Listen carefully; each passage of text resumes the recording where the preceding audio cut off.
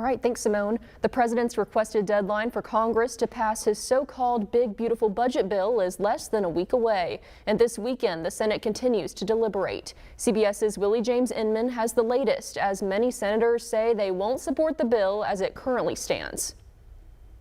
For weeks, President Trump said he wanted his big, beautiful budget bill passed by the 4th of July. I think it was a good deadline. I think it's a good goal.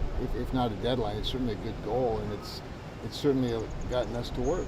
GOP senators met behind closed doors Saturday afternoon as they raced to pass the sweeping package. There is no vote scheduled yet, as it remains unclear if the Republican-controlled Senate has the simple majority needed to move forward on it.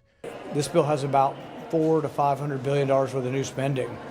Now, why would you put forward a bill that has $500 billion worth of new spending if your goal was to fix the deficit? Among those concerned by the bill, Republican Senator Rand Paul of Kentucky. The deficit this year is going to be about $2.2 trillion.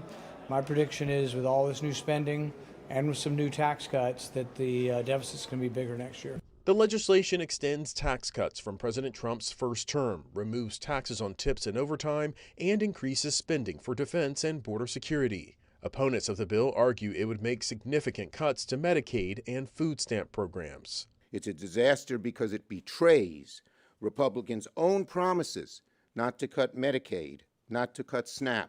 What they're trying to do to cut back on these health care programs and health insurance for 16 million Americans to pay for tax breaks for wealthy people is just not a winning combination. The president insists his bill will deliver relief to hardworking Americans. But we'll deliver a record tax cut, a record spending cut, a record investment in border security. The soonest the Senate is expected to vote on the bill is Sunday.